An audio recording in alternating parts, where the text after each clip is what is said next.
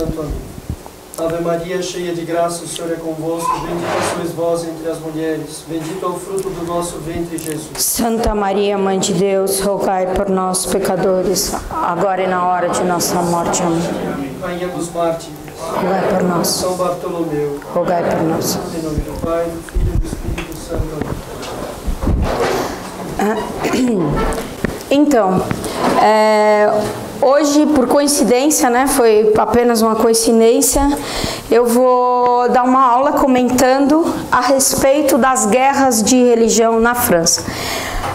O principal objetivo aqui não só é falar a respeito das guerras de religião, coisa que não, como toda guerra civil é alguma coisa assim bastante complexa de entender, os partidos, as pessoas envolvidas, mesmo porque há uma mudança vertiginosa de lados por muitas vezes, mas um dos principais objetivos é a gente justamente discutir e apresentar melhor a questão da noite de São Bartolomeu, né? A fatídica noite onde, como se fala, os católicos massacraram milhares de protestantes sem dó nem piedade na França. E essa noite que foi celebrada pelo Papa, pelo Felipe II, pela Igreja, tá? E isso é um dos pontos, né, que fica atrás só da Inquisição, que é muitas vezes nas discussões jogada na frente dos católicos, né, como se a Igreja tivesse que se defender e que esse fosse um grande pecado da Igreja, tá? E isso aqui diferente da Inquisição, né? A Inquisição realmente é a Santa Inquisição, uma coisa que foi feita pela Igreja, por bem da Igreja. Aqui a gente tem um evento que é alheio à Igreja, que não tem nada a ver, como a gente vai mostrar, com a Igreja, né? Muito pelo contrário, isso aqui é lógico que envolve uma questão religiosa complexa, complicada, mas é um evento muito mais político. E é isso, é aqui que eu vou tentar chegar, né? Eu não sei aí bem como vai ser o tempo, mas é nisso que eu vou tentar chegar. E a questão toda, né, as guerras de religião, como eu falei, a aula é sobre as guerras de religião, mas eu não vou tratar especificamente sobre o decorrer delas, porque isso no fundo não tem tanta relevância para o tema, né, como as batalhas aconteceram, mas de maneira geral, eu nem vou até a última, né, a última ela vai para além de 69, eu acho que eu consigo chegar talvez até a noite de São Bartolomeu, que é o ponto principal. Depois seria interessante uma aula sobre Henrique de Navarra, o Edito de Nantes e tudo que se segue, mas isso não vai ser feito agora.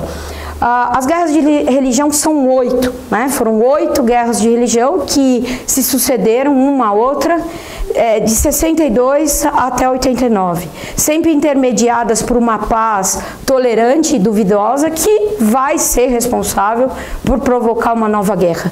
Então esse arrastar das guerras de religião na França não é outra coisa senão reflexo da falta de solução política e religiosa para os problemas, né? Teria sido uma só, se quem tivesse o poder tivesse tomado as devidas precauções. E quando a gente fala de guerras de religião, a figura que vem que tem destaque, vem em relevância, é a Catarina de Médicis, tá? Que vai presenciar praticamente todas elas e que vai ter uma atuação muito grande e ser responsável por várias delas, né? Catarina de Médicis, ela vai ser rainha da França, ela vai se casar com Henrique II, eu já vou colocar depois uma tela que tem um pouco da árvore genealógica dos reis da França, que são os Valois, tá? Aqui a gente está na dinastia de Valois. No meio das guerras de religião vai se passar por um ramo dessa dinastia, que é a dinastia de Bourbon, com Henrique IV. Mas Catarina de Médicis é uma rainha diferente do normal das rainhas francesas, né? Normalmente as rainhas francesas eram escolhidas entre as rainhas, entre as princesas, né? Eram filhas de rei. Catarina de Médicis, ela vai ser filha dos dirigentes de Florença, né? Florença, uma república, mas era um reino burguês, um reino secundário. Ela é neta de Lorenzo Magnífico, tá? Que de Magnífico tem pouquíssima coisa. Ele vai ser o incentivador do Renascimento. Vocês conhecem, vocês sabem, Leonardo, Michelangelo, Botticelli, esses grandes escultores, pintores e também gente que vai corromper muito a arte e a moral em Roma, vai sair da Academia dos Médicis.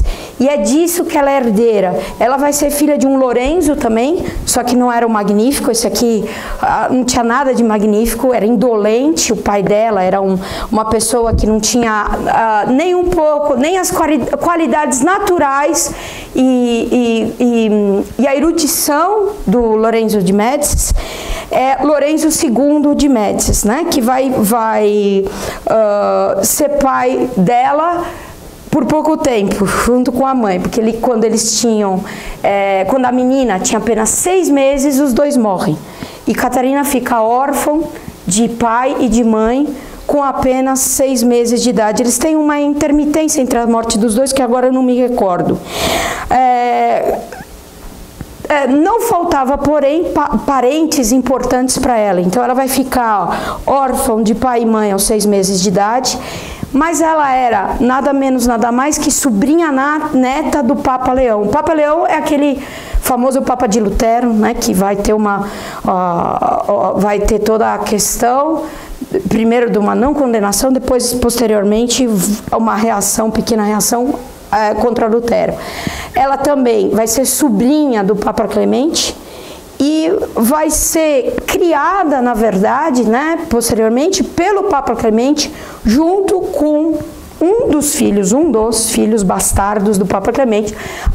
Por aqui vocês já imaginam a qualidade da criação que ela recebeu, né? Aqui estão é difícil de ver, tá? Isso aqui eu acho que é o pior slide. Aqui dá para dar uma aproximada, mas aqui então a gente tem o Papa Clemente, aqui a gente tem o Papa Leão. O Papa Leão, ele governou, apesar do Papa Clemente ser mais novo que o Papa, desculpa, que ser tio do Papa Lorenzo, do Papa Leão, né? Ele sucedeu ao Papa Leão, tá? Lorenzo de Médici. Mas entre eles tem um outro Papa que não era da família Médici. E a gente tem, agora não quer voltar. E a gente tem aqui Lorenzo de Médici,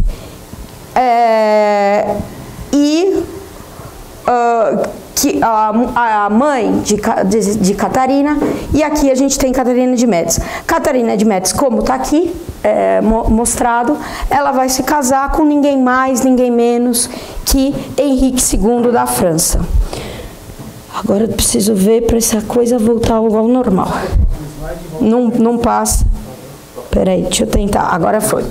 Então, Catarina de Médicis, ela vai se casar com essa imagem que foi pintada por mais de uma vez, né? Mostra o casamento de Catarina de Médicis. Aqui está difícil de ver.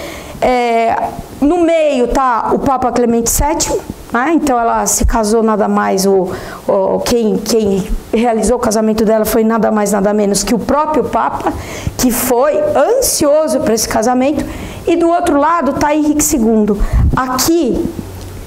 Aqui atrás está Francisco I, que era rei da França, pai de Henrique II, que está aqui. Então aqui está o Papa, Henrique II, Francisco I. Aqui está Catarina de Médicis. Esse casamento foi um casamento feito com interesses, né? Com interesse da parte do Papa. Então o Papa ofereceu um dote largo de terras que deviam ser entregues e entrarem no governo, nas possessões do governo da França após o casamento. Acontece que pouco pouco após o casamento, acho que, não lembro agora, foram uma coisa de meses, no máximo um ano, o Papa Clemente morre.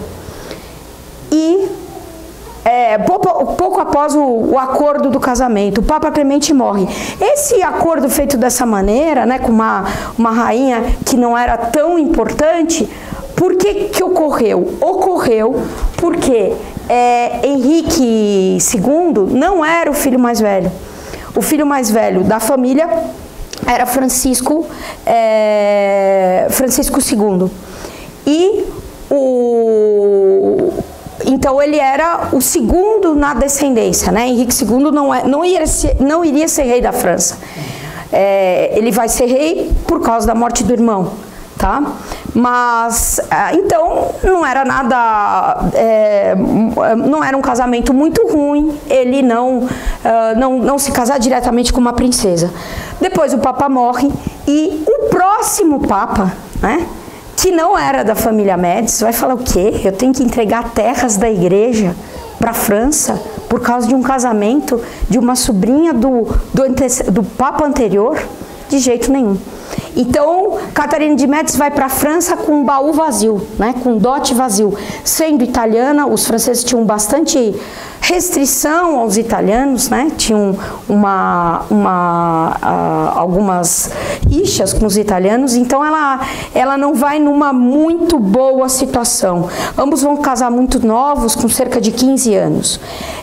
Henrique II, ele era, então, o segundo filho de Francisco I, e ele vai passar parte do tempo dele, por causa das guerras da França com o imperador Carlos V. Carlos V desculpa, eu vou falar um monte de nomes, alguns a gente vai marcar mais, tá? Carlos V era imperador da Espanha, e ele vai ser pai de Filipe II. Filipe II que vai rivalizar muito com a Catarina de Médici durante todo o governo dela, posto que ele era um monarca católico. Tem alguns poréns, mas perto da Catarina de Médici era um santo canonizado, né? Eles dois vão ser presos, mandados para a Espanha, como garantia de um resgate, e vão passar grande tempo na Espanha, né? Depois o Francisco I, pai dele, não vai honrar muito com os compromissos, então os garotos vão sofrer bastante, né? Vão ser extremamente maltratados. Quanto mais o pai não cumprir as promessas, o pai Francisco I, mais eles foram postos a escanteio. Depois eles vão ser resgatados, e quando ele volta para a França, pouco depois dele voltar para a França, o irmão dele, Francisco, então o irmão de Henrique II, Francisco, que não foi rei, estava jogando tênis, que eles apreciavam muito, né? Duas coisas que eles gostavam de fazer na corte era caça e tênis, tá? Caçar e jogar tênis. A Catarina o Henrique e a Catarina já haviam se casado, e o Francisco estava jogando tênis e estava muito cansado, ofegante pelos lances, e pede um copo d'água. Quem vai trazer o copo d'água para eles é um mordomo italiano, tá? Os italianos eram conhecidos pela arte do envenenamento. Depois daquela água ele não levantou mais, tá? Ele tomou e começou a passar muito mal, e acabou morrendo. Vão dizer que exumaram o cadáver dele, que fizeram exames e tudo mais, mas o fato fica muito sem explicação. Morre Francisco e, então, de uma hora para outra, Henrique torna-se herdeiro do reino da França, tá? Nisso ele já era casado, e também ele já vai ter uma ligação que é famosa e conhecida com Diana de Poitiers, né? Essa questão das guerras de religião, além de explicar a questão da noite de São Bartolomeu, que é uma questão sempre discutida e colocada nas contas da igreja, é muito interessante para a gente entender a Revolução Francesa, porque essa prática, né, dos reis manterem amantes que não eram nada veladas, mas eram conhecidas por todos, eram uma corte realmente escandalosa, né, escandalosa. As coisas praticadas na corte era uma coisa para além de todo escândalo, uma Sodoma, a corte francesa nesse tempo. Então, tudo isso faz a gente entender a Revolução Francesa. Eu me lembrei do professor Orlando que comentava a respeito do profeta Ezequiel, né? Que o profeta Ezequiel, Deus mostrou para ele, quando foi mostrar para ele por que havia sido destruído o templo, né, por Nabucodonosor. Então Deus leva Ezequiel em diversas partes do templo, né, primeiro mostra o pátio do templo e mostra os pecados que as mulheres cometiam ali. E Deus fala para Ezequiel, não foi por isso que eu destruí o templo. Depois ele entra dentro do templo e mostra os pecados dos homens e diz, não foi por isso que eu destruí o templo. Por fim ele entra e mostra o pecado dos sacerdotes que deviam servir a ele. E Deus diz, não foi por isso que eu destruí o templo. E por fim, ele mostra que atrás do véu do templo, por baixo do templo, esses mesmos sacerdotes, além de todos os pecados que eles praticavam, eles cultuavam outros deuses. E foi por isso que Deus destruiu o templo. Assim a gente entende a Revolução Francesa. A corte francesa, desde Francisco I até além, mas Francisco I, pai de Henrique II, é um marco de imoralidades, né? Mas não foi por isso que Deus mandou a Revolução Francesa. É um rei pior que o outro, um rei pior que o outro. Henrique II, os filhos dele, a esposa dele. Depois disso vai vir Luís XV, Luís XIV também, péssimo, péssimo, péssimo. Mas o pior de tudo vai ser isso aqui. Vai ser o acordo com os protestantes.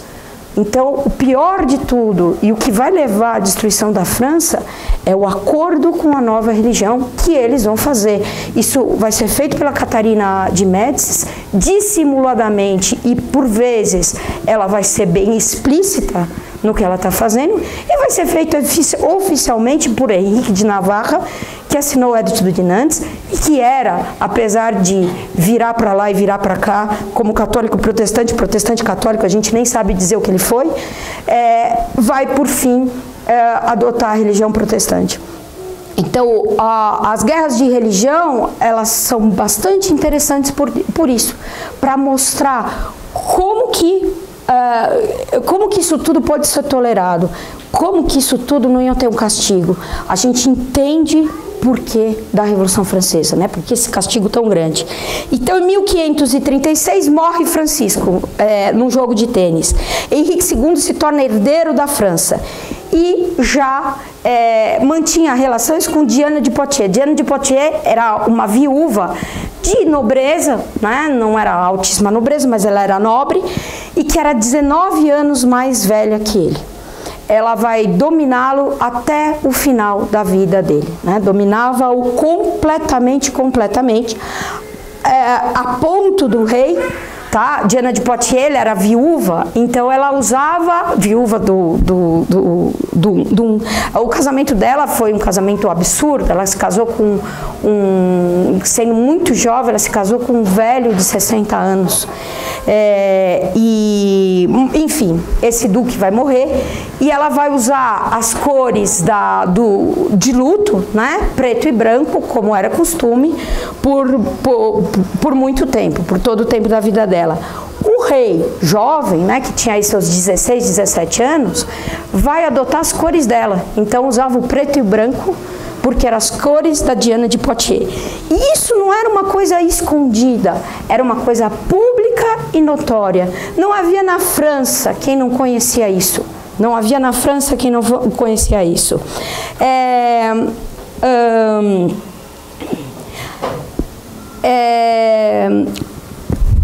Mas não era só isso, né? O rei vai ter outros filhos, vai ter uma filha bastarda chamada Diana, que ele vai dar para Diana, não era filha com a Diana de Poitiers, ele não teve filhos com ela, ele vai dar para Diana de Poitiers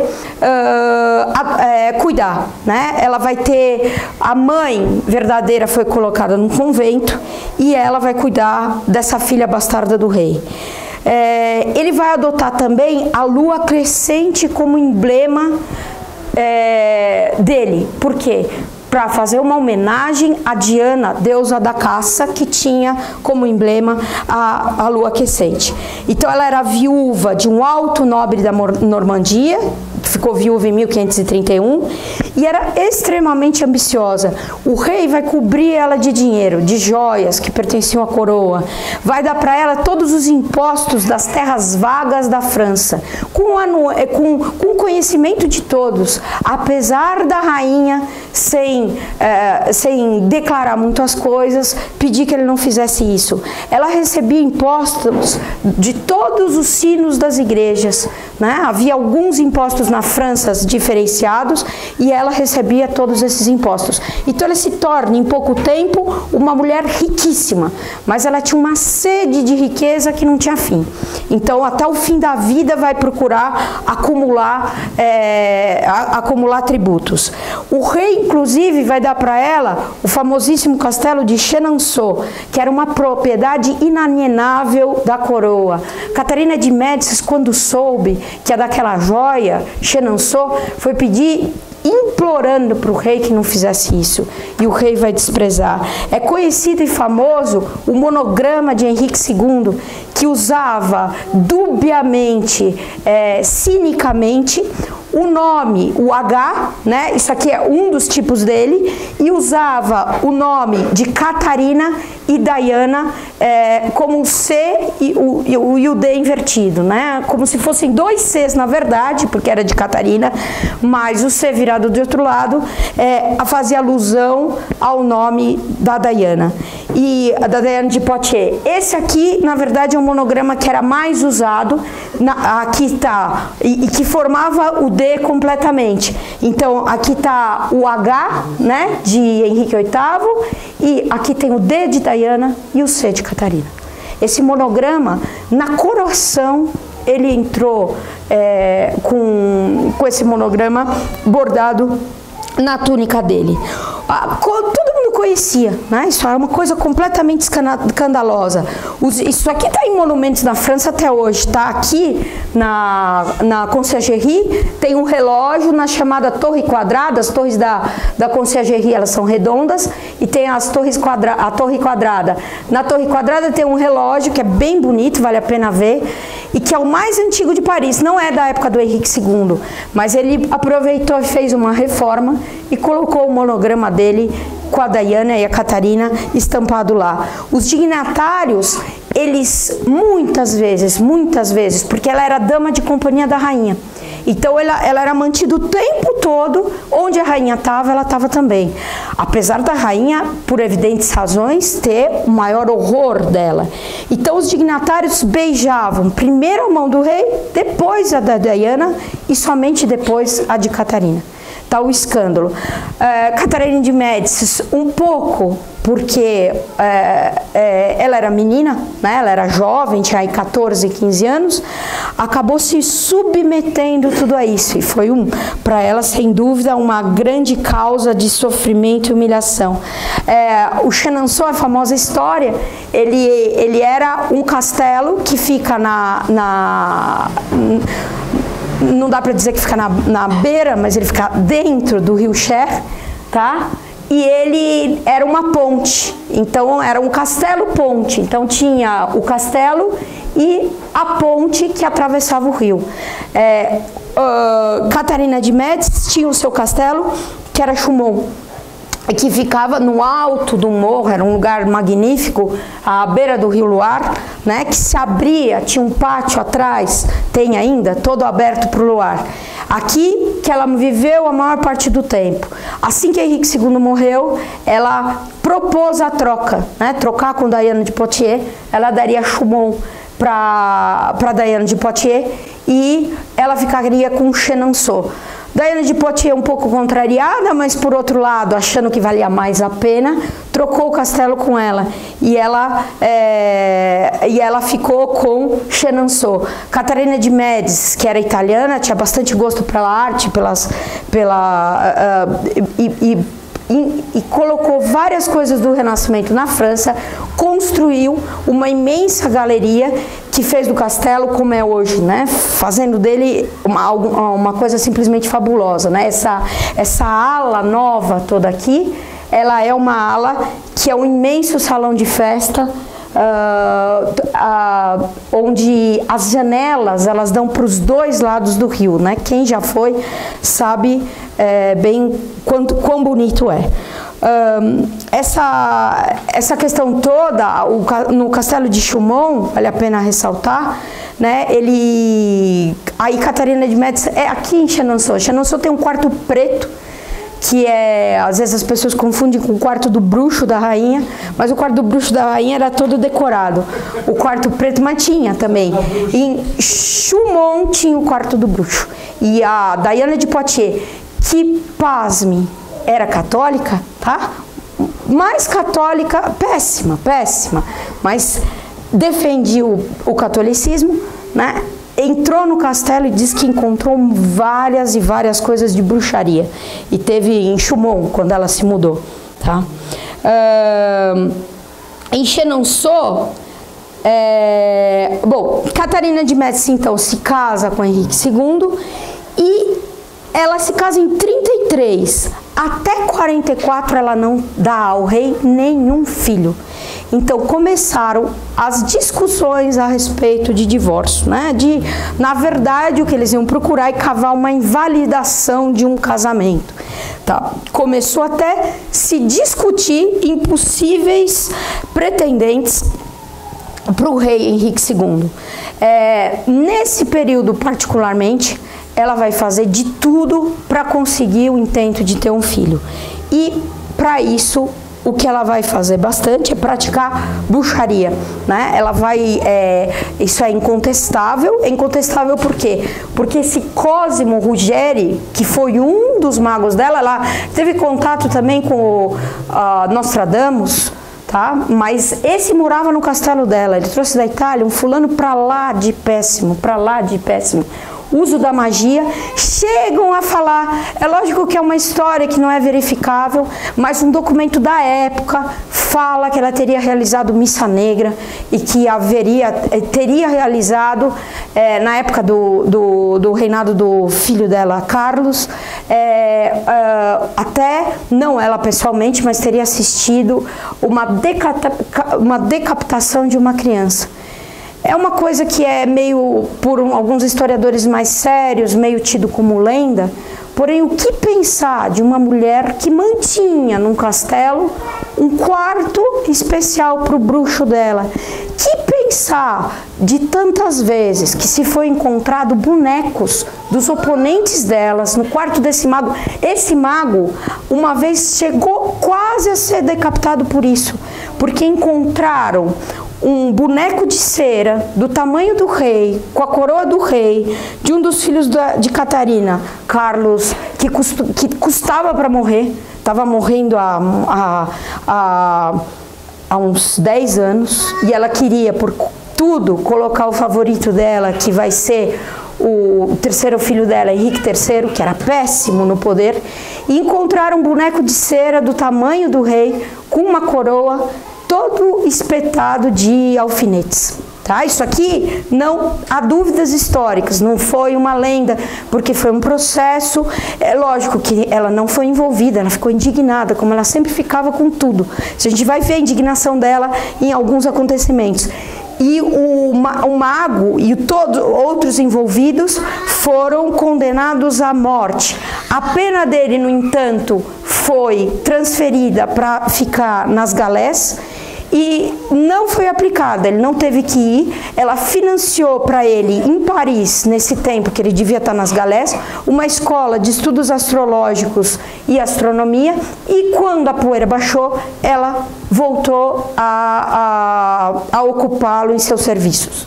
tá? Então tinha talismãs, diziam que ela andava com um pequeno coração feito de sangue humano e sonhos proféticos. Isso era famoso. Uma das profecias que ela vai fazer é a respeito da morte de Henrique II. Então, não há dúvidas nem históricas da questão das práticas de magia que ela fazia. Enfim, os fatos, o que ela fez, o que não fez, mas não faz muita diferença, né? Essa vai ser a católica que vai assassinar os protestantes em nome da fé, né? Essa católica, tá? Que de católica não tinha nada. Ela vai se envolver, então, muitíssimo com essas coisas e vai ter nada mais, nada menos do que 9 filhos, tá? Aqui na foto, os retratos extremamente bem pintados por pintores franceses, renascentistas italianos, que cercavam a corte nesse momento. A gente tem a Catarina de Médicis, aqui a gente tem o filho mais velho dela, que é o Francisco, aqui a gente tem a Elizabeth, aqui a gente tem o Carlos, e esse pequeno era o preferido dela, que é Henrique III. Tá? Os filhos dela, no entanto, apesar dos 9 filhos, somente 6 sobreviveram à infância e nenhum vai sobreviver à mãe, tá? Isso é uma frase dúbia, né? Então, os filhos dela vão morrer antes que ela, mas os filhos dela também, muitos vão morrer por ela. O quanto ela foi ativa na morte dos filhos é difícil saber. Então aqui tem uma árvore genealógica mostrando aí os filhos de Catarina de Médicis e Henrique II. Aqui estaria Catarina de Médicis e Henrique II. Então o primeiro foi Francisco II, que foi rei da França. Ele é representado menino, porque ele vai morrer jovem. A segunda filha dela, depois eu vou voltar mais, né? É Elizabeth, que vai se casar nada menos, nada mais com Felipe II. A Catarina de Médicis, depois de ter todos esses filhos, ela tinha uma verdadeira preocupação em casá-los bem. Então ela não tem uma carta dela, uma visita que ela fazia, que ela não levava na manga algum filho para fazer um casamento importante. Ela chegou ao cúmulo de oferecer o Henrique III para casar-se com Elizabeth da Inglaterra, que além de ser protestante, chefe da religião anglicana, era, acho que 35 anos mais velho que o menino, tá? Era uma velha, enquanto ele era um garoto. Ela quase conseguiu casar ele com uma polonesa de nobreza que tinha 50 anos, enquanto ele tinha por volta dos seus 20, 18 anos. Então era uma fixação dela essa questão do casamento. Então aqui a gente tem Francisco II, Elizabeth, que vai se casar com Felipe II da Espanha, que é o grande monarca católico dessa época, Cláudia. Esse aqui não sobrevive mais que ele morre bebê. Aqui a gente tem um segundo rei da França, que é Carlos IX, e um terceiro rei da França, que é Henrique III, péssimo. O outro menino, que é o Duque de Anjou, tá? François de Anjou, esse aqui ele vai morrer antes de Henrique III, por isso que quando Henrique III morre, ele não assume a coroa, ele já tinha morrido. Esse menino era detestado por Catarina de Médicis, tanto ele quanto a famosíssima rainha Margot. Aqui a gente tem 2 Margots. Uma Margot, que é irmã do Henrique II, que era muito ilustrada, essa daqui também, né? Era uma pessoa que conhecia latim, as línguas, e as duas, principalmente a tia, era ativamente protestante. A Margot, que vai ser amicíssima da Catarina, irmã de Henrique II, tinha contatos com Calvino, né? Teodoro Beza. Não era que era uma simples admiração. Eles tinham contatos secretos que se tornaram público. Imagina os secretos que permaneceram secretos com os protestantes. Esses 2 aqui, Catarina de Médicis particularmente odiava. A Margarida é uma vida muito devassa, uma das sem dúvida, a pior filha dela.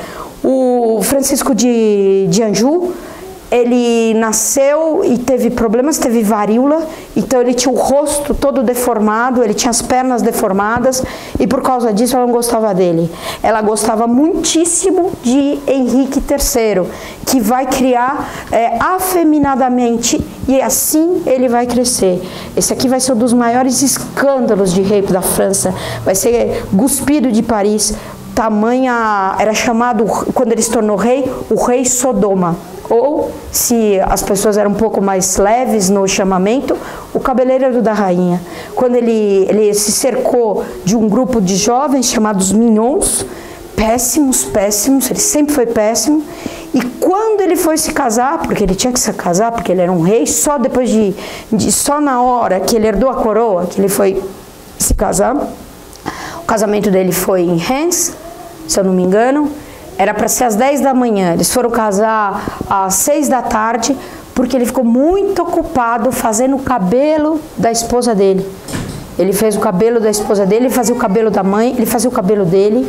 Era uma coisa assim escandalosa. Ele foi, antes de se tornar rei da França, a Catarina, porque o adorava, tinha conseguido para ele o reino da Polônia. Quando ele foi sair de Paris e para Cracóvia, na Polônia, para se tornar rei, as pessoas diziam, né? Lá vai ele saindo de Sodoma, que era a corte de Paris, para ir para Gomorra, que era a corte de Cracóvia. Só que quando ele estava lá na Polônia, o irmão dele morre, ele tem que voltar correndo para Paris. Ele volta fugido, ele foge à noite, diziam que não tinha e depois eu vou comentar um pouco do período, se eu chegar lá, do período de rei dele. Tá? Esses todos, eles nascem da linhagem de Francisco I, que sem dúvida é um dos grandes traidores da França. O professor costumava dizer que 3 vezes na França houve reis que tiveram 3 filhos e os 3 filhos não tiveram sucessores. Isso vai acontecer na época de Felipe o Belo, que na verdade vai ser avô dos monarcas que morreram sem deixar descendentes, provocando a Guerra dos 100 Anos. Depois vai acontecer aqui na França com Francisco I, que vai ser avô dos monarcas também, que vão morrer sem deixar descendentes. E mais uma vez vai acontecer com Luís XVI e os irmãos deles, né? Luís XVI, Luís XVIII e Carlos X. E isso, na verdade, vai ser um castigo pelos crimes deles. Pelo crime de Felipe o Belo, que vai esbofetear o Papa, pelo crime de Felipe II, que vai fazer acordo com os protestantes, e pelo crime dos monarcas pré-revolucionários, né, que vem antes da Revolução, que vão fazer acordo com todo o liberalismo que vai desembocar na Revolução Francesa.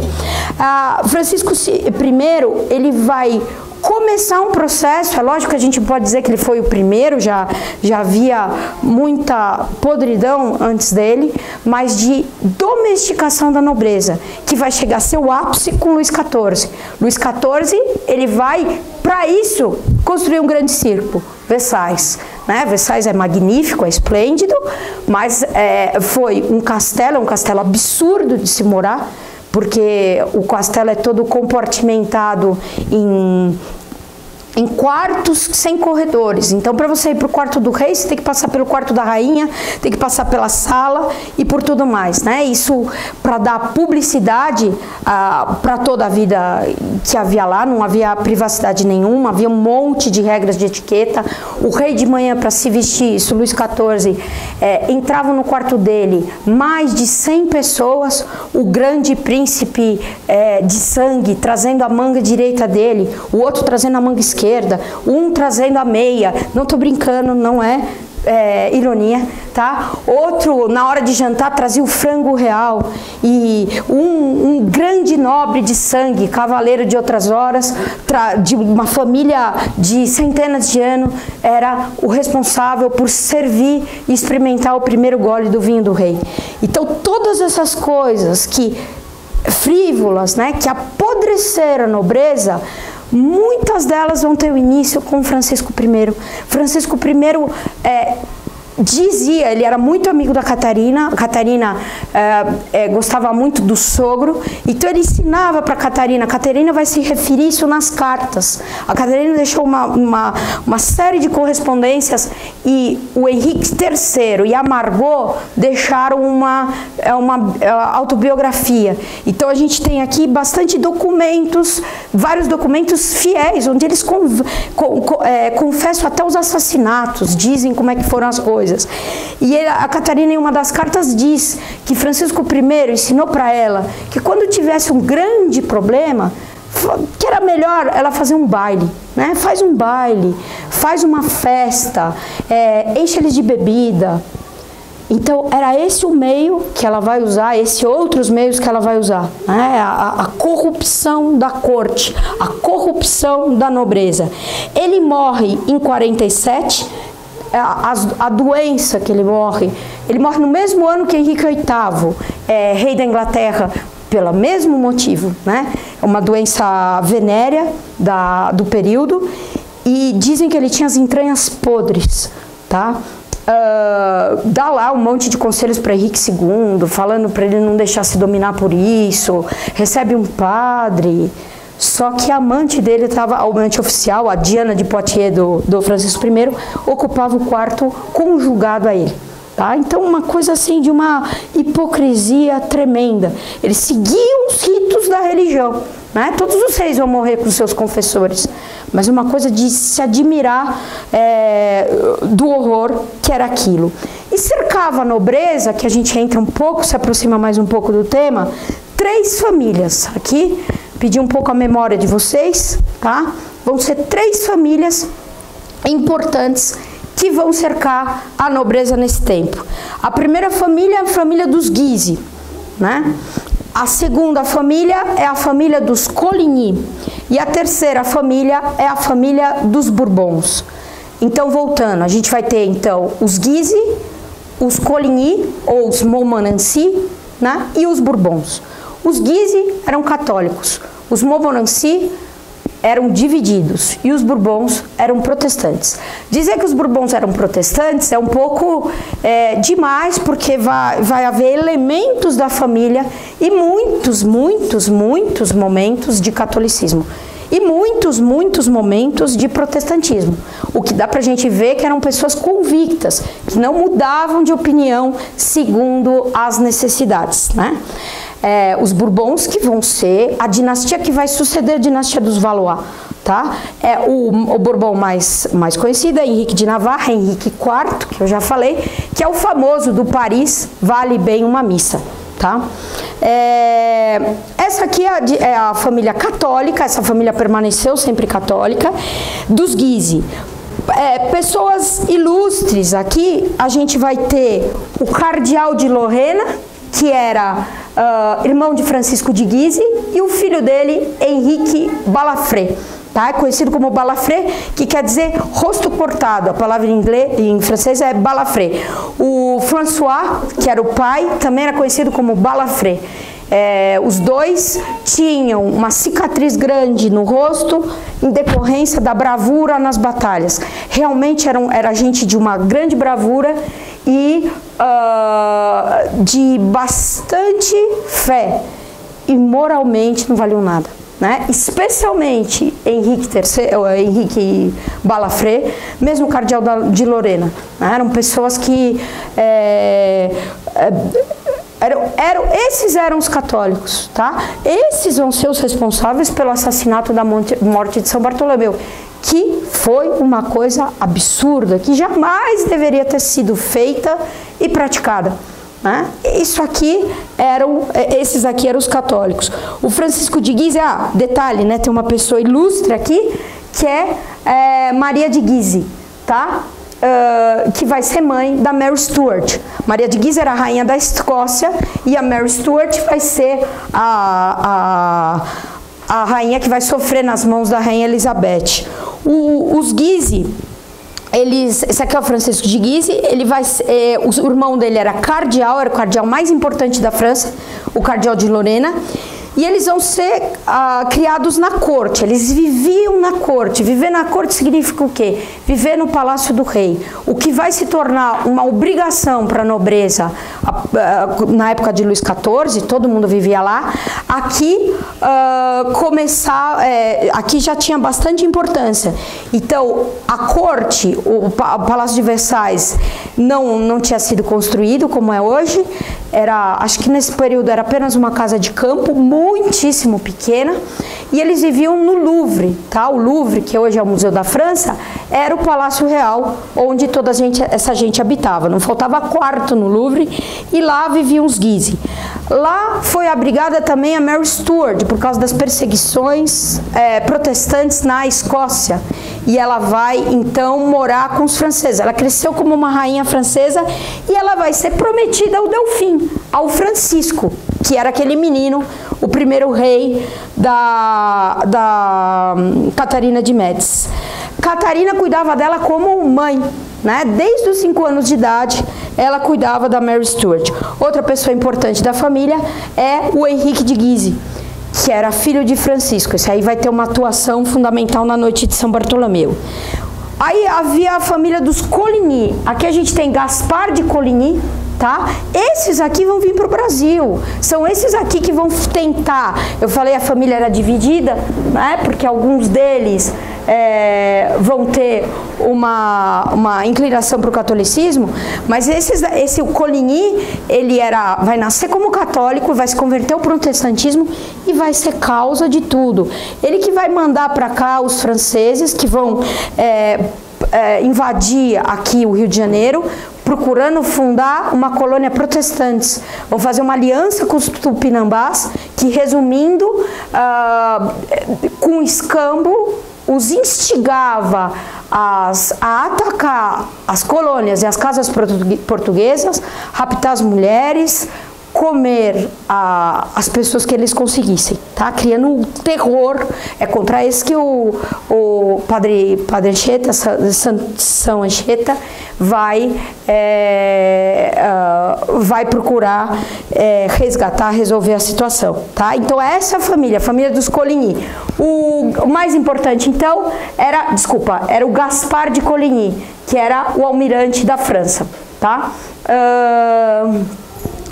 E aqui, também tem Anne de Montmorency, que era condestável, era irmão de Luís de Montmorency. Esse aqui era católico, né? E vai ser, apesar do sobrinho dele ser o pivô de todo o problema que vai ter na França. Então esse aqui era o Coligny. Esse aqui era um homem apesar de protestante, era um homem de mais valor moral que os Navarra. Tá? O Navarra, por quê? Agora eu estou falando da terceira família, então eu falei da primeira, dos Guise, agora da segunda, os Coligny, e essa aqui é a terceira, que são os Bourbons, que eram reis de Navarra, né? Os Bourbons, a gente vai ter aqui Antônio de Bourbon e Henrique IV de Bourbon, tá? Antônio de Bourbon era o rei consorte de Navarra, chamado Príncipe Condé, né? Ele vai morrer durante as guerras de religião. E esse aqui vai sobreviver a tudo e era o primo mais próximo do rei, vai herdar a coroa, que é Henrique IV. Esse aqui que é o que falou, que aceitou a coroa da França, dizendo que Paris valia bem uma missa, tá? O rei, primeiro filho, então, depois dessa enxurrada de nomes, né, de apresentar todos os personagens, a Catarina de Médici, ela vai casar o menino dela, o mais velho, que ia ser herdeiro da coroa. Os historiadores, alguns deles, falam que todos eles padeciam de tuberculose, que eles tinham sintomas de ter tuberculose. E esse aqui era extremamente fraco. Ele desmaiava demais. Se eu não me engano, na coroação ele desmaiou. Ela vai casar o menino com a Mary Stuart. E durante esse governo, eles vão ter uma influência muito grande dos Guise.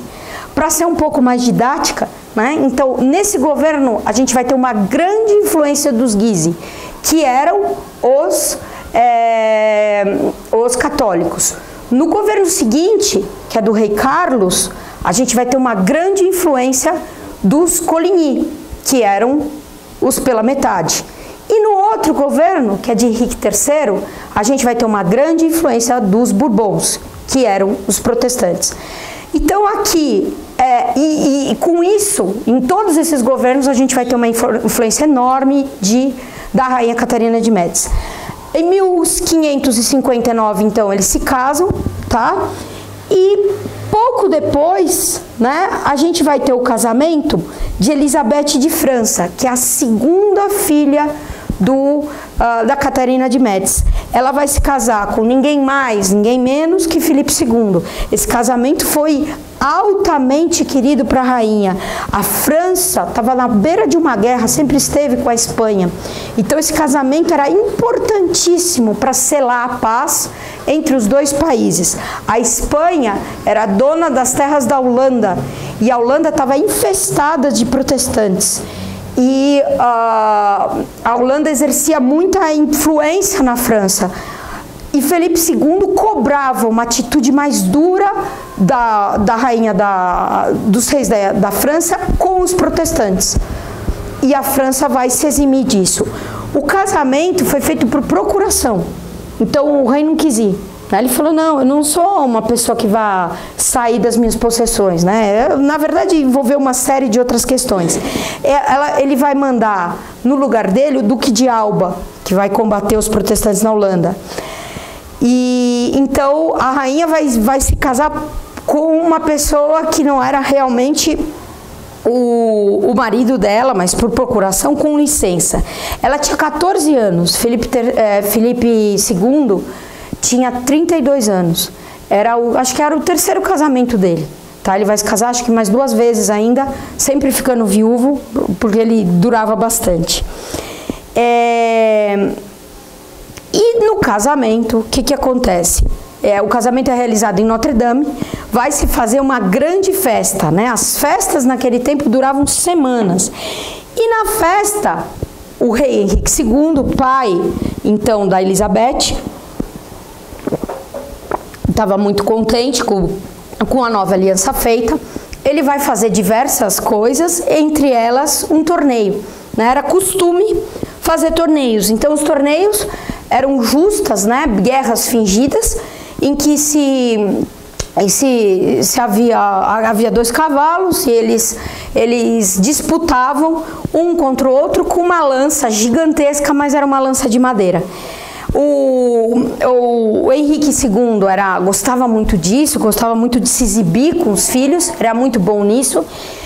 E ele desafia um dos cavaleiros que estava indo muito bem. Esse cavaleiro, se eu não me engano, chamava-se Gabriel. Esse cavaleiro fala, não, ele era muito forte, jovem, Henrique II era um velho, mas Henrique II tinha muito jeito para essas coisas. Esse Gabriel fala, não, eu não quero ir, não, eu não vou, agora chega, eu não vou. O Henrique II insiste tanto que o menino é obrigado a ir. E na hora do combate, né, a lança do Gabriel, ela bate no peito do Henrique II de um tal ângulo que era de madeira, já tinha combatido algumas vezes, ela se quebra. E a parte da lança que se quebra vai de encontro ao rosto do Henrique II, levanta a viseira dele, porque ele estava todo protegido pela armadura, e uma lasca da madeira entra pelo olho e atinge o cérebro dele. Isso na festa de casamento da filha. Uma consternação. A Catarina de Médici desmaia, o Francisco desmaia, a Elizabeth desmaia, a Diana de Poitiers desmaia, né? E sobram alguns homens que vão lá tentar retirar o rei, que estava com os pés presos no estribo, caindo, ensanguentado. Ele pede para ser levado para o castelo, porque um rei devia morrer em suas possessões, no seu castelo.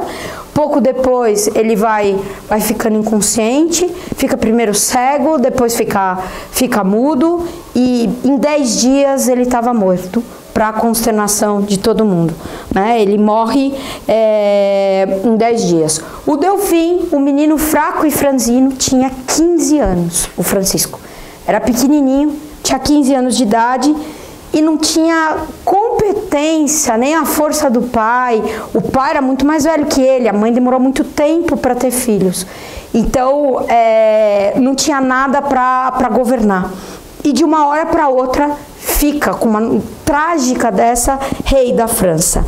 A Catarina, tá? Ela vai ficar como regente. Os Guise se mudam para o Louvre diretamente, todos eles, até o cardeal, que não habitava lá, para tentar ter influência no rei. Afinal, o rei tinha casado com uma Guise, com a Mary Stuart. E vão procurar dominar o rei para ele tomar medidas católicas com o protestantismo que crescia demais. Aqui vocês têm um mapa da França com as igrejas protestantes na França, tá? Então o protestantismo tinha entrado por todas as partes. Isso no governo de Francisco II. Francisco I. Francisco I tinha fechado os olhos e os protestantes simplesmente invadiu. Muitas dessas igrejas são conversões de padres, de abades. E essas igrejas eram antigas igrejas católicas. Não é que os protestantes foram lá construindo a Assembleia de Deus facinho, né? Eles pegaram as igrejas, as grandes igrejas, as catedrais que havia na França.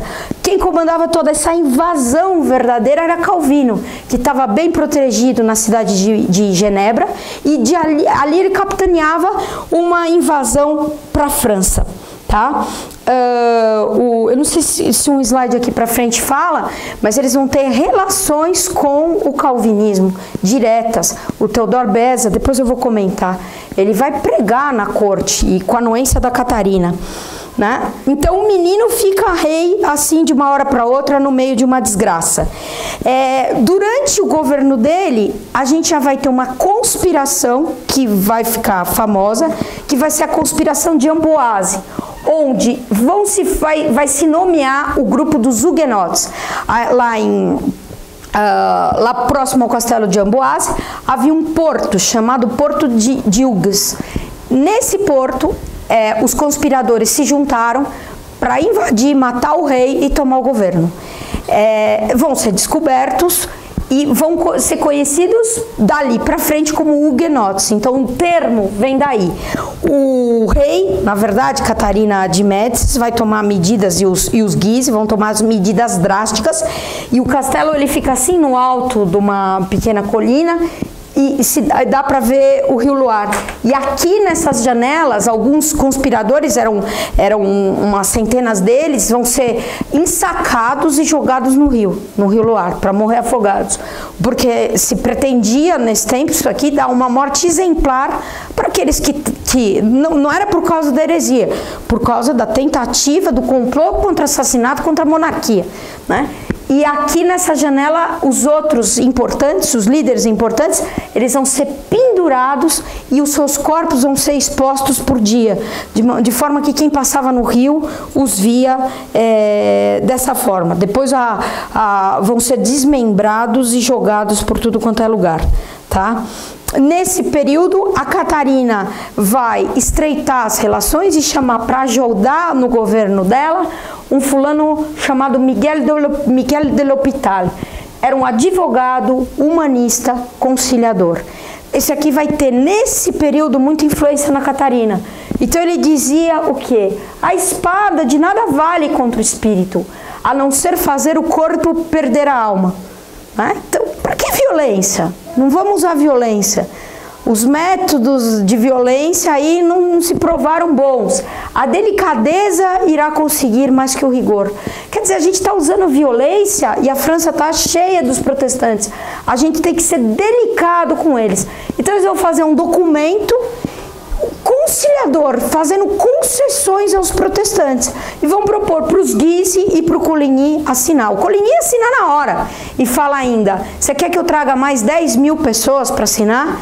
Os Guise se recusam e diz para Catarina, esse documento é absurdo, se você quiser eu trago aqui 50 mil que assinam com seu próprio sangue um documento contrário, né? Se opondo bastante. A posição deles, dos Guise, apesar de serem moralmente fugirem de todos os parâmetros, a posição contra a religião era uma posição muito boa.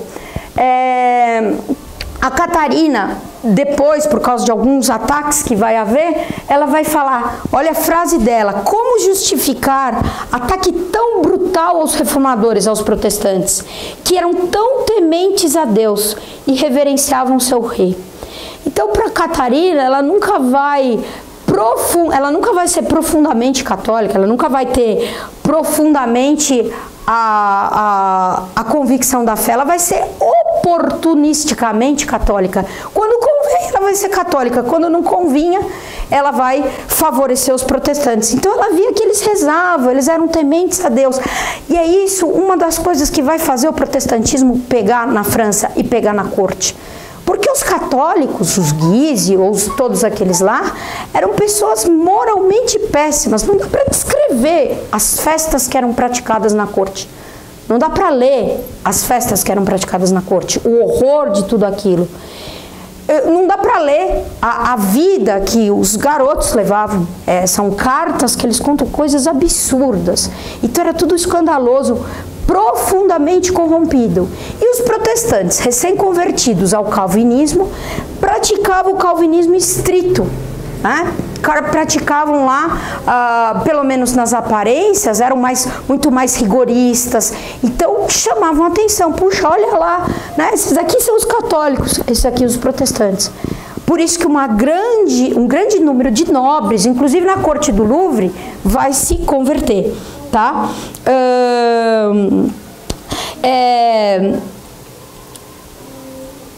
O que acontece, porém? Não dá um ano depois da conspiração de Amboise e morre Francisco II. Então, Francisco II vai ter uma morte prematura, tá? Ele vai morrer, falam de tuberculose, outros falam de envenenamento, por causa da pressão que os Guise faziam em cima dele. Durante o governo dele, Catarina de Médici, apesar de tomar algumas medidas, teve pouca entrada. E o que ela queria realmente é governar. Ele morre de uma hora para outra. Assume o poder uma criança de 10 anos, que é Carlos IX, irmão do Francisco. Ele vai assumir. E era tão criança, que na coroação, quando puseram a coroa na cabeça dele, ele chorou. Ele falou, isso é muito pesado, isso me incomoda. A mãe ficava lá tentando consolar ele. O governo dele vai ser uma catástrofe, né? Ele vai ficar até bastante tempo no poder, vai ficar 13 anos perto desses todos, mas vai ser uma catástrofe. A Catarina vai assumir o governo durante o período de regência e posteriormente mesmo ele vai ter sempre, a gente vai ver muitíssima influência da mãe. Frase dela, altruísta: decidi, portanto, mantê-lo ao meu lado e governar o Estado, como uma mãe devota deve fazer. Como assumi esse dever, desejo que toda correspondência seja endereçada, em primeiro lugar, a mim. Deverei abri-la na presença de vocês e na particular do rei de Navarra, que é o Bourbon, que irá ocupar o lugar de primeiro conselho. Então ela abria a correspondência do rei, ela vai fazer isso sempre. Ela vai fazer isso com ele, vai fazer isso com o Henrique III. Aqui a gente passa por um período de governo mais direto da Catarina, onde ela vai procurar aplicar as regras de conciliação. Tá? A coroação dele vai ser em Reims e pobre, porque a monarquia aqui já estava sofrendo financeiramente das pernas. Esse aqui é o horroroso do Henrique III, né? A figura dele bem pintada por algum pintor que queriam, tá vendo, era tremendo. Esse aqui que era aquele que eu falei para vocês, chamado de Rei Sodoma, ou Cabeleireiro da Rainha. Ele de pequeno, tinha 9 anos de idade, ele era extremamente inteligente, ele tinha o caráter da Catarina de Médici. Ele tinha muito da família dos Médici, muito inteligente, muito capaz e extremamente indolente. Com 9 anos ele já dizia que ele era um pequeno huguenote. E ele procurava dissuadir a irmã dele, Margot, que rezava as horas, né, a não rezar aquilo. O que é aquilo tudo? A Margot diz, na biografia dela, que ele queria mudar minha religião e atirar na fogueira meu livro das horas. Isso pequenininho. Eles vão ser muito próximos, muitíssimos próximos, tá? Isso aqui é um caso escandaloso,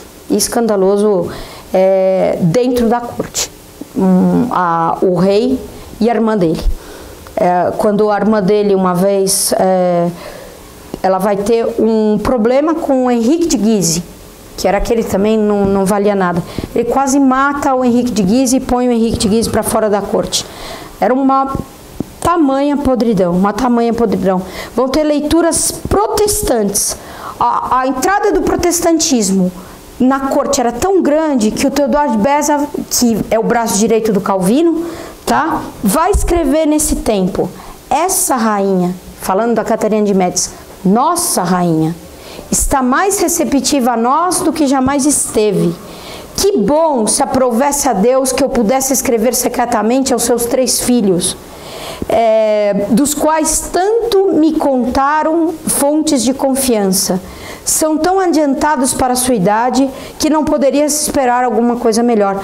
Não só ele vai escrever, como ele vai até a corte. Quer dizer, que catolicismo é esse? Ele vai chamar o Theodore Beza para pegar retiro para os filhos dela. Eles vão tentar fazer uma conferência em Poissy, onde, para conciliar as coisas, isso aqui é interessante, porque a rainha fala: não, vamos conversar. Né? Vamos conversar, porque as guerras de religião não haviam começado ainda, né? Então, só que o clima estava muito tenso.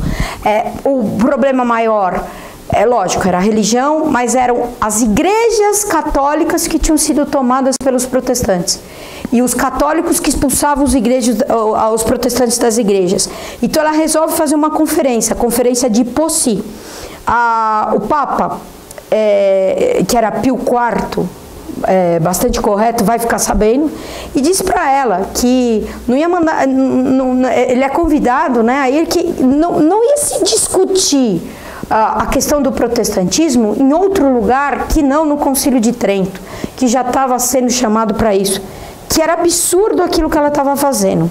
No entanto, ele vai mandar um legado para lá, só para tentar segurar as coisas, e lá ela vai dar ampla capacidade de manifestação para o Theodore de Beza, que vai falar publicamente nesse concílio, escandalosamente, contra a presença real de Cristo na Eucaristia.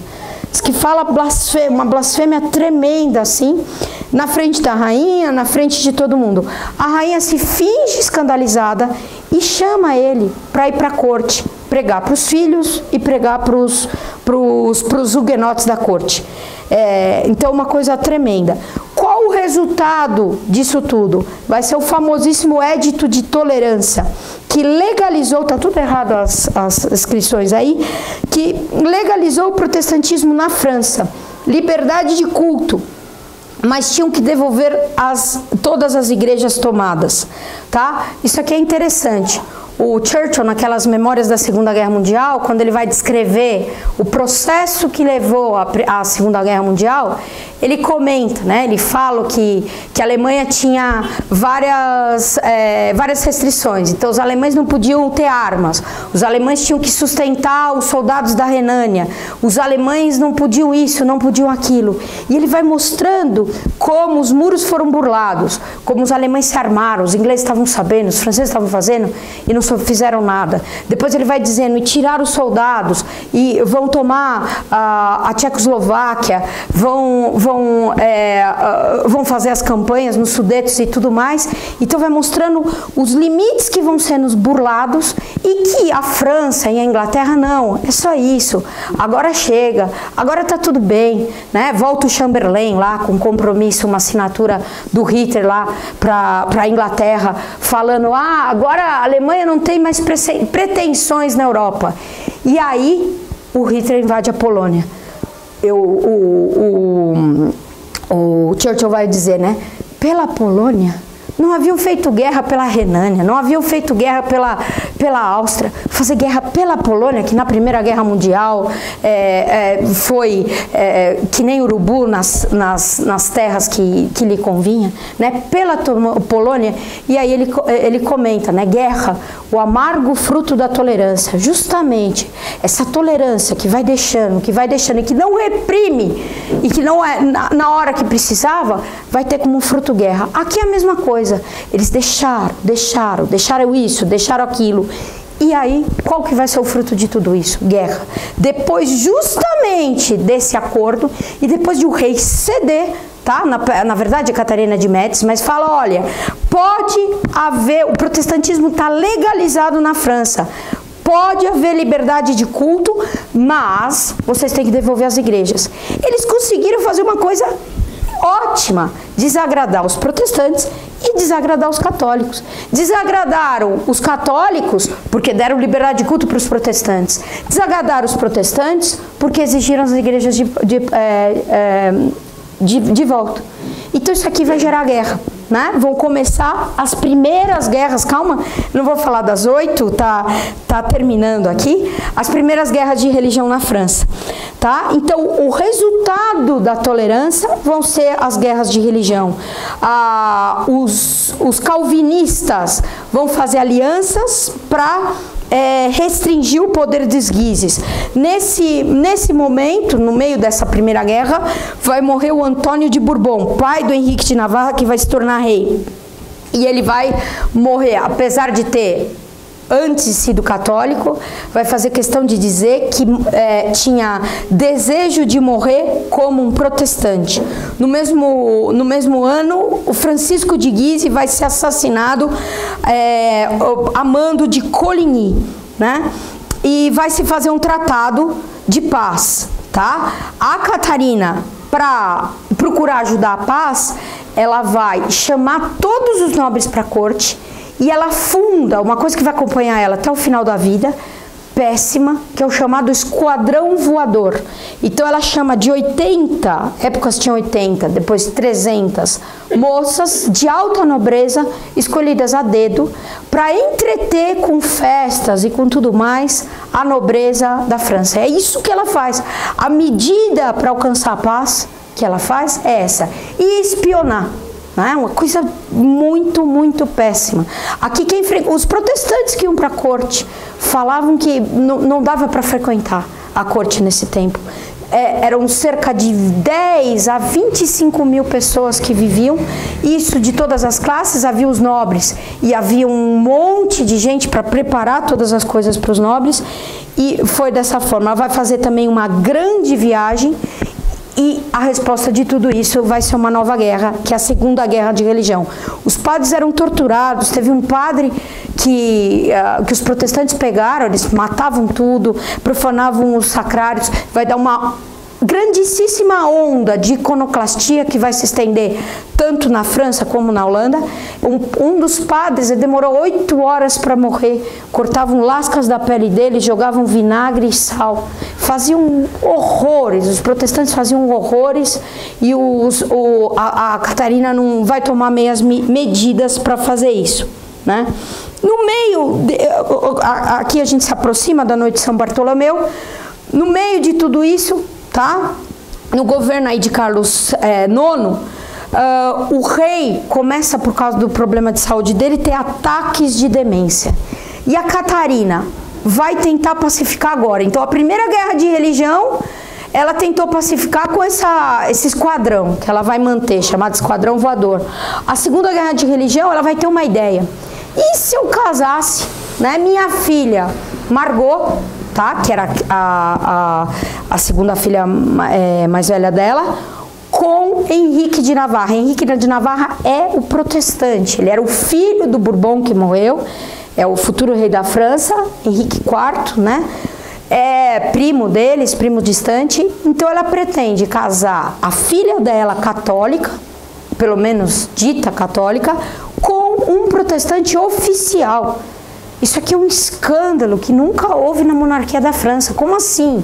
Né? Esse casamento, para fazer esse casamento, ela teve que pedir uma dispensa papal, tá? Só que a dispensa demorou e no fim foi negada. Para fazer o casamento, então, ela chamou um cardeal da família dos Bourbons, que não era protestante, era católico, mas que concordou com o casamento, e vai fazer o casamento em Notre Dame.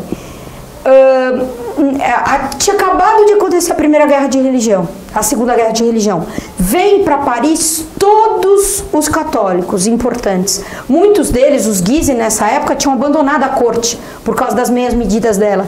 Mas voltam os Guise, volta também o Coligny. Volta um monte de gente do povo que queria assistir o casamento real. Voltam católicos do povo que queriam ver um rei e uma princesa se casando. Nas festas tinha partes que o povo todo participava, então vinha muita gente. Paris se enche de gente. Por outro lado, também vem huguenotes, um monte de huguenotes. Os huguenotes usavam roupa preta, eram facilmente distinguíveis. Isso aí foi o papai, a mamãe e os filhinhos. Tá? Todo mundo de preto. Isso aqui foi uma das coisas que vai ter um impacto maior. Então veio todo mundo para Paris, né? Para celebrar esse casamento. Às vésperas desse casamento, ocorre a batalha. O casamento, quer dizer, às vésperas. O casamento é 24. O casamento foi dia 18 de agosto de 1572. Antes desse casamento, né, um ano antes, em 7 de outubro de 1571, houve a famosíssima Batalha de Lepanto, em que monarcas reunidos da Europa, liderados pelo Papa São Pio V, o Papa da Missa Tridentina, vão ter uma importantíssima vitória sobre os turcos. E os turcos, os turcos não voltam mais para a Europa depois dessa vitória, que é a vitória de Lepanto. A Nossa Senhora aparece na batalha e o Papa vê a batalha acontecendo, ele tem uma visão da batalha do Vaticano. Quando depois da batalha, ele sai dos aposentos dele e diz que era para comemorar, porque os católicos, graças à devoção à Nossa Senhora, ao Rosário, tinham vencido os turcos. Essa importantíssima batalha, Catarina foi convidada para participar. O que ela vai fazer? Ela vai dizer que não podia, que estava envolvida em guerras internas, era compreensível, e vai fazer uma aliança com o sultão. Vai oferecer presentes para o sultão. Quando foram dar notícia da vitória de Lepanto para o rei Carlos IX, filho dela, o rei Carlos demonstrou, que alegria, né, que bom. E disseram, os barcos dos turcos foram todos destruídos. Então, puxa, vamos comemorar. O ministro chamou ele de canto e falou, senhor, os barcos eram franceses. Os franceses tinham emprestado os barcos para os turcos. A tal ponto eles estavam comprometidos com tudo aquilo que era anticatólico. Não só o protestantismo. O que é isso? Então vamos fazer esse enorme casamento, né? Esse casamento então da rainha Margot com o Henrique de Navarra. Tem que pedir a dispensa, então eles pedem a dispensa real, tá? Essa aqui é a rainha Margot, que era a menina. Antes vão negociar o casamento, só curiosidade, com Dom Sebastião, que vai enrolar, não queria, lógico, não queria se casar, vai fugir principalmente da sogra, né, uma sogra como essa, e ele vai ter a felicidade de não se casar com essa rainha, tá? Para fazer o casamento, a mãe do Henrique de Bourbon, que não vai morrer antes, não vai chegar a assistir, Jeanne de Bourbon, vai pedir um monte de concessões. Tudo é aceito, inclusive terras, isso. Então o rei Carlos IX dá tudo para os protestantes. A Catarina de Médici, inclusive, que o rei não ia entrar na igreja na missa, no casamento. O noivo não ia entrar na missa de casamento dele, porque ele era protestante. Como é que ele ia se ajoelhar diante do Santíssimo Sacramento se ele não acreditava lá que estava a presença real? A rainha, tudo bem, pois não, a gente põe uma pessoa lá no lugar dele, puseram Henrique III, que era o irmão dela, né? Uma coisa bárbara aceitar tudo isso. A dispensa papal não chega, só que a festa não estava marcada, estava todo mundo lá, e não chega, e não vai chegar, porque não foi dada. A Catarina então manda fechar as fronteiras, falsifica um documento de dispensa, porque, na verdade, ela não estava nem preocupada com isso. É que na hora que foi ser realizada a cerimônia, dias antes, o cardeal, que era Bourbon, tá, ligado aos protestantes, ele vai falar, eu não vou fazer isso, eu não tenho dispensa para fazer isso. Né? O Papa não deu a dispensa. Então, a Catarina manda fechar as fronteiras para não chegar um segundo documento, se chegasse, ou alguma informação negativa, e falsifica um documento e entrega na mão do cardeal, que realiza o casamento, tá? Com essa falsa dispensa papal. Protestantes e católicos por Paris inteira. Diz que as pessoas todas assistiam às celebrações por cima dos telhados, né? De tanta gente que havia. Esse casamento ela vai fazer de maneira suntuosa, vai gastar rios de dinheiro. A festa de casamento, ela, acho que é dessa aqui que ela mandou trazer pedras imensas. Era uma pedra tão grande que ficava no salão lá do palácio que se dançava em cima. Ela representou também coisas de magia, tá? Um lado era o inferno, outro lado era o céu, e tinham aqueles cavaleiros que libertavam o príncipe de Navarra, numa alusão ao protestantismo, e tiravam ele do inferno e restabeleciam ele no céu, com um monte de símbolos mágicos e tudo mais. Bom, o casamento então vai se realizar 18 de agosto com uma semana de festa. O fim da festa ia ser dia 24, justamente o dia da fatídica noite de São Bartolomeu. Os huguenotes estavam de preto por todo Paris e o Louvre. O irmão dela foi mandado no lugar do noivo. Nessa época, eu não falei disso, mas o rei Carlos IX estava dominadíssimo pelo Coligny. O Coligny tinha quase morrido porque na Segunda Guerra de Religião, ele foi o cabeça dos protestantes. E depois foi admitido na corte de novo. O menino, que não teve pai, né, o pai dele morreu muito cedo, tinha verdadeira veneração pelo almirante Coligny, que o tratava muito bem e que dominava ele, né? Ele gostava muito da Catarina, o rei Carlos, mas gostava enormemente do Coligny, o tratava como pai. E o Coligny tinha conseguido do rei, que tinha se tornado maior, não falei disso, mas ele foi feita a maioridade dele, antes do tempo, um pouquinho antes do tempo, e tinha conseguido dele um monte de concessões para os protestantes, que agora a Catarina, por causa das alianças com Felipe II, resolveu deixar de favorecer. Então, isso era um problema. O que dizem de Catarina é que ela não era nem católica, nem protestante, nem isso, nem aquilo. Ela queria mandar. Se para mandar precisa ser católico, então eu vou ser católico. Se para mandar precisa ser protestante, se precisa ser muçulmana, se precisa ser bruxa, eu vou é isso que eu quero. Né? Do Coligny que falam que ela mandou o Ruggieri, que é o mágico dela, fazer uma estátua de metal, um voodoo gigante, que se espetava coisas por tudo quanto é lugar, tá? E é pouco depois disso aqui que descobrem lá o boneco de cera que eu falei. O Coligny, então, tinha muito domínio sobre o rei e eles decidem liquidá-lo. Ela faz uma reunião com os Guise, isso é contado pelo Henrique III, numas memórias dele. Então ele conta, ele dizendo, isso foi errado que eu fiz, porque eles querem todos tirar a culpa da noite de São Bartolomeu, que na época eles foram muito incriminados por isso. Então ele conta, isso a gente queria matar o Coligny, então ele fala que ele, a mãe dele, os Guise, uma duquesa, parece filme da Agatha Christie, né? Tem tantos suspeitos para a morte do Coligny, que a gente fica assim em dúvida. Tem tanta gente que tem motivo, e a resposta é que foram todos, tá? Todos se juntaram para matar ele. Então decidiram que ia matar ele. Mas primeiro tinha que fazer esse casamento. Então fizeram o casamento. O casamento foi dia 18. Ele estava em Paris, uma ótima oportunidade. Contrataram lá um assassino e disseram que ou o assassino assassinava o Coligny, que era uma pessoa de alguma importância, ou o assassino era assassinado. Então o assassino resolveu, tá bom, eu assassino em vez de ser assassinado, tá? Ele foi assim, é isso que ele vai dizer na defesa dele, porque vão pegar ele. E o que vão fazer? Né? Vão resolver, passou o casamento e estava havendo as celebrações. O Coligny, tá? As festas, né? O Coligny, então, escolheram o dia 22 de agosto, quer dizer, 4 dias depois do casamento. E fizeram o seguinte, o Coligny estava hospedado num hotel em Paris, e ele ia conversar com o rei. Ele ficava horas conversando com o rei recebia ele no quarto, trancava a porta e os dois ficavam conversando, de tanta, assim, de tanta importância que ele tinha.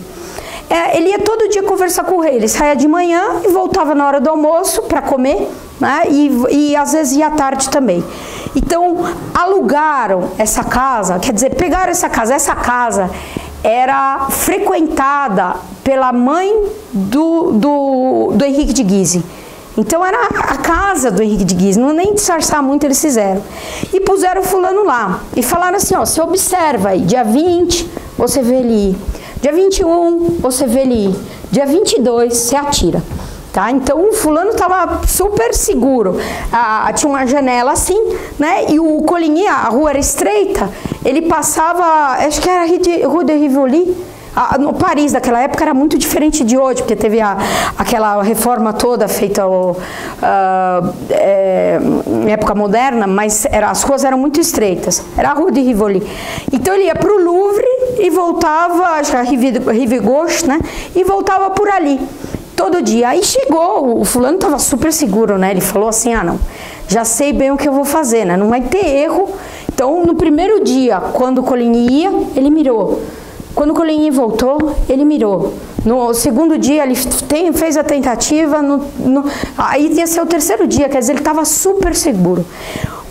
O Coligny foi, então, saiu dos apartamentos dele às 9 da manhã e foi para a corte falar com o rei. Ele estava louco para ir embora, porque a esposa dele tinha acabado de ter um filho, né? Ele era velho, mas tinha se casado de novo com uma esposa jovem, e ela tinha, as mulheres aqui, os homens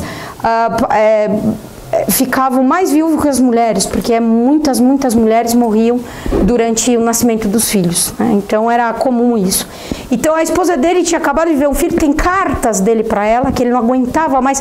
Ele era protestante convicto, moralmente correto dentro do protestantismo. Então a corte para ele era um horror. Então ele disse que não aguentava mais ficar ali, que ele queria ir embora, mas que ele precisava resolver um último assunto com o rei.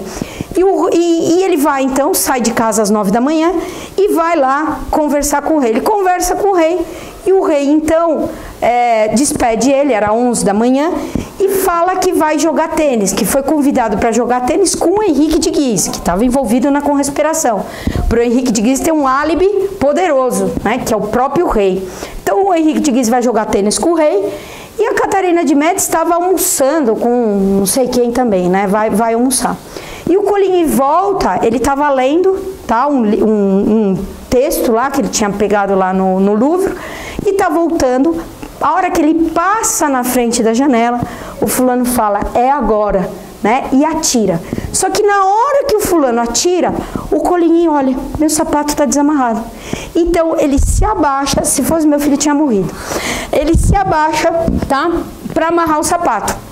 Então ele vai amarrar o sapato e como ele sai da frente, o tiro vai pegar no braço.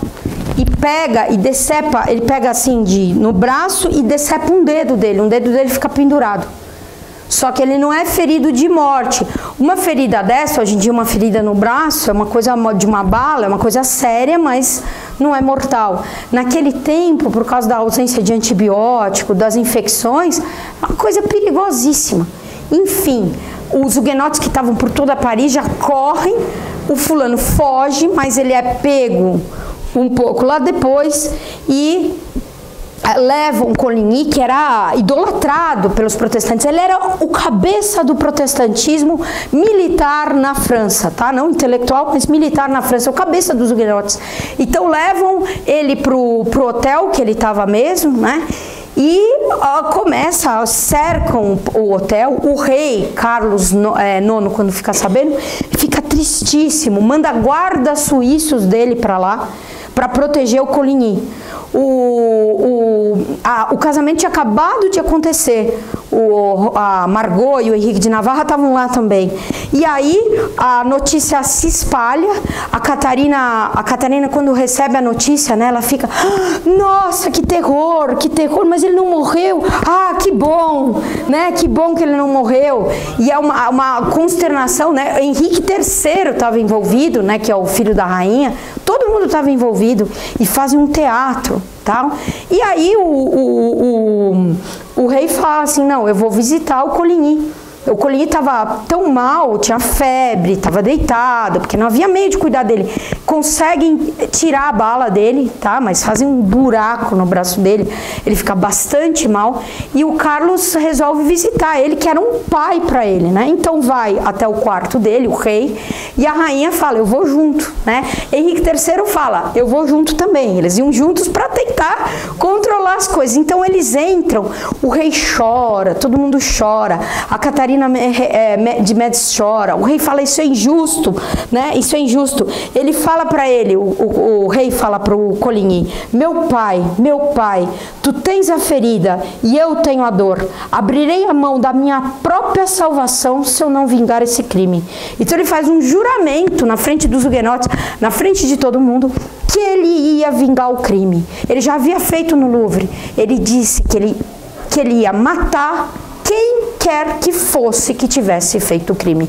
E dizia isso, que ele jurava que ele ia fazer isso. Faz o juramento na frente do Coligny. E a Catarina, mas é um absurdo mesmo, que injustiça. Né? Diziam que ela gritava, que ela chorava, tá? A morte do Coligny. O Coligny, quase sem conseguir falar, né? Se mexer, ele faz um sinal para o rei. E pede para o rei se aproximar.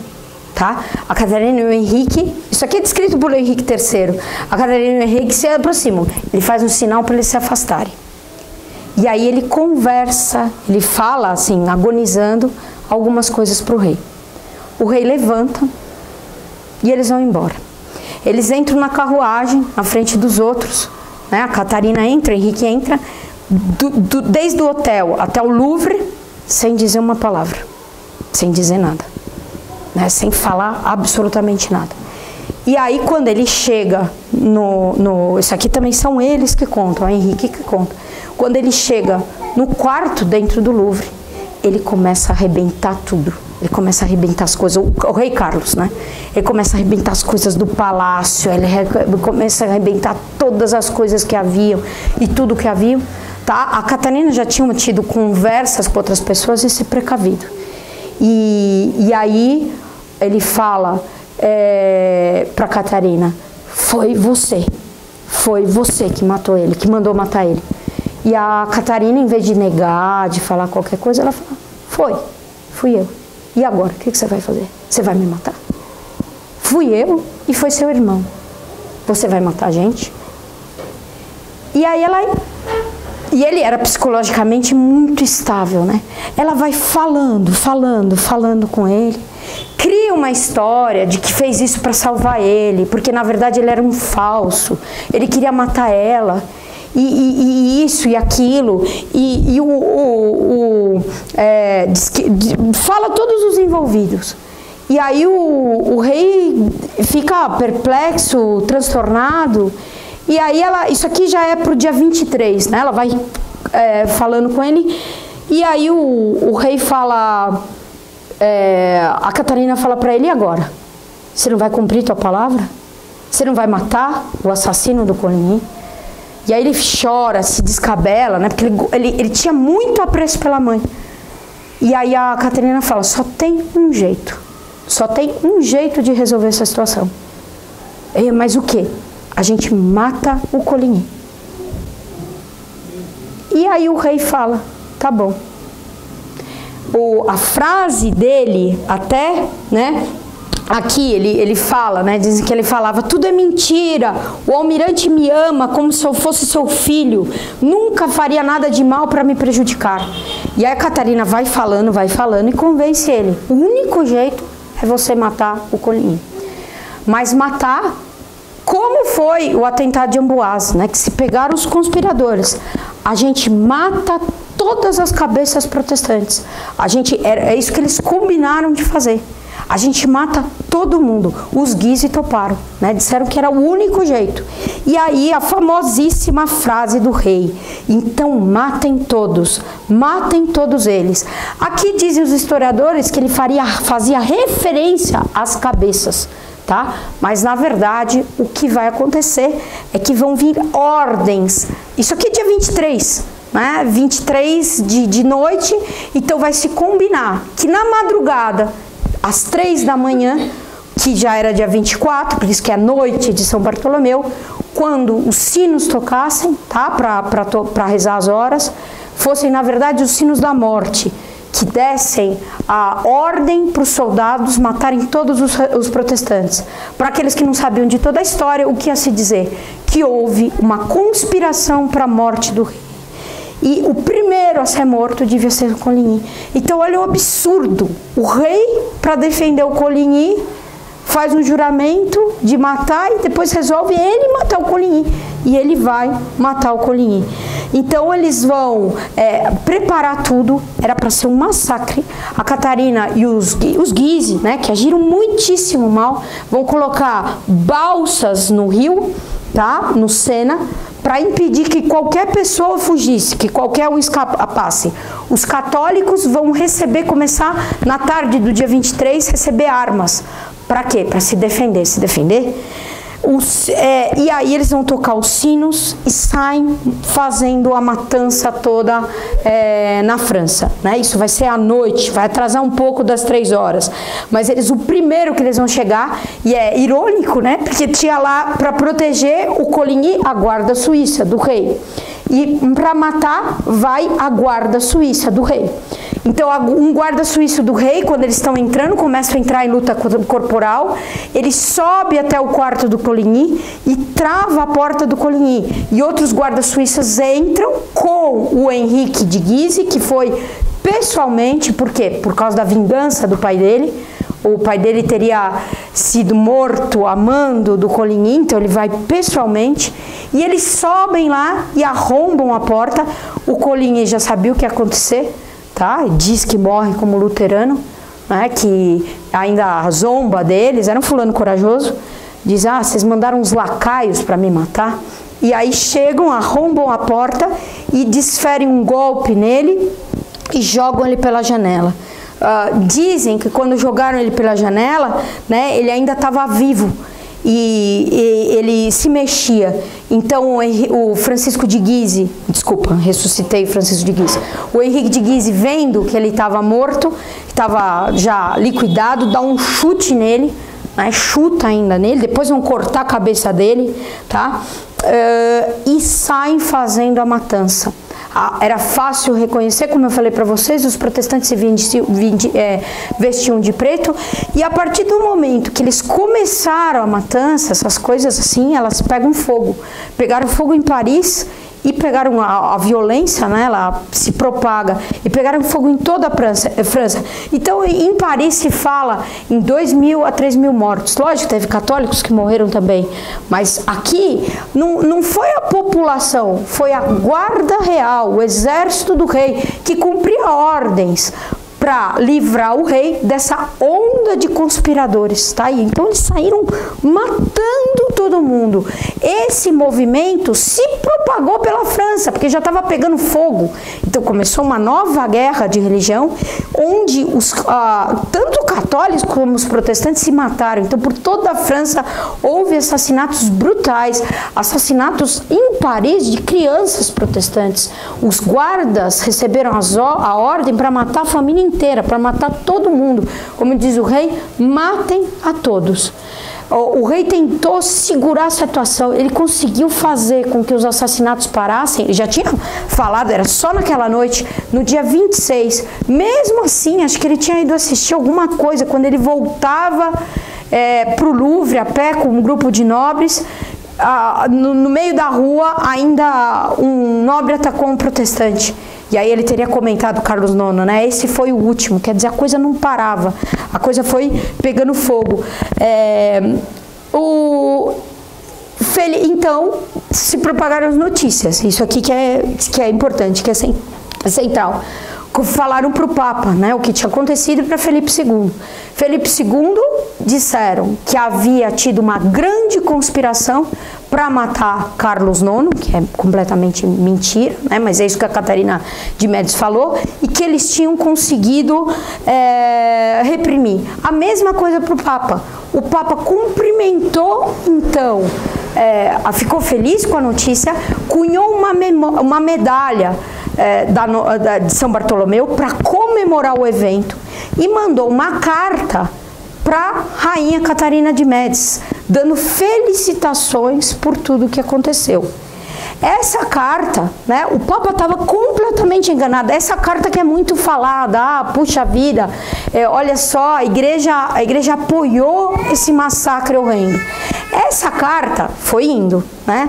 O cardeal Orsini foi mandado com a carta para o Papa. Só que enquanto a carta andava, chegaram as notícias verdadeiras de que o que tinha acontecido era uma guerra política e o que tinha acontecido era um massacre.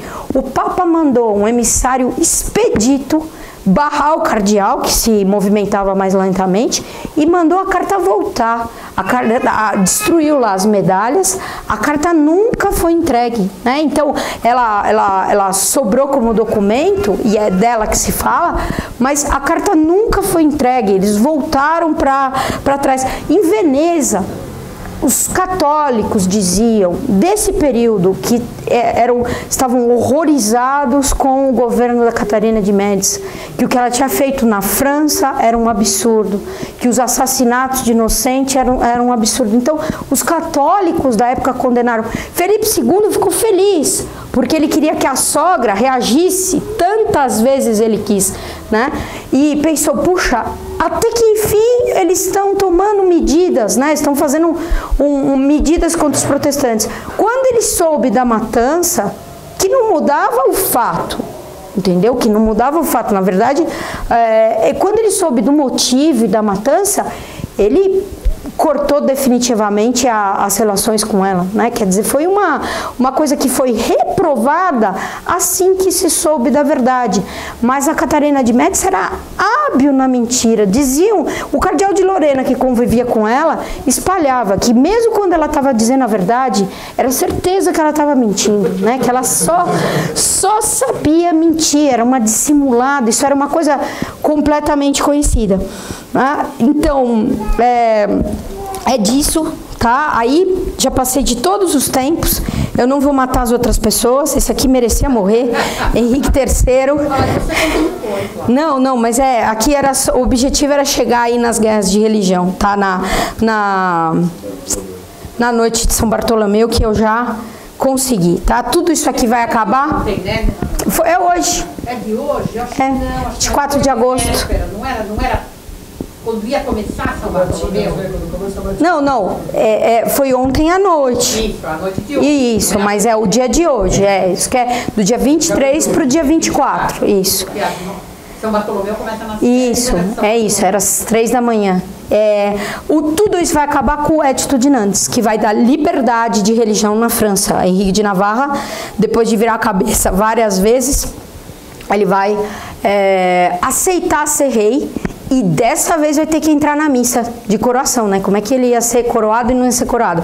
Aí que ele diz, Paris, a Margot não valia mesmo, mas Paris vale bem uma missa. Então ele vai assistir uma missa para ser coroado e por acaso, na verdade ele nasceu católico, virou protestante. Aí na noite de aí ele virou católico de novo, aí virou protestante de novo. Na noite de São Bartolomeu deu uma súbita conversão nele, porque mataram todos os protestantes. No Louvre mataram, tá? Mas aí ele se converteu. Vendo aquilo, ele se converteu, né? Imagina só, né? Se converteu rapidinho. Mandou o reino católico, passou um pouco, ele virou protestante de novo. E aí, para ganhar o reino, quando Henrique III morreu, ele virou católico. Mas depois virou protestante de novo e vai morrer de maneira super misteriosa por causa de uma série de profecias. Reza, padre, por favor. Ave Maria, cheia de graça, o Senhor é convosco. Bendita sois vós entre as mulheres. Bendito é o fruto do vosso ventre, Jesus. Santa Maria, Mãe de Deus, rogai por nós, pecadores, agora e na hora de nossa morte. Amém. Auxílio dos cristãos. Rogai por nós. São Bartolomeu. Rogai por nós. Pai, Filho e Espírito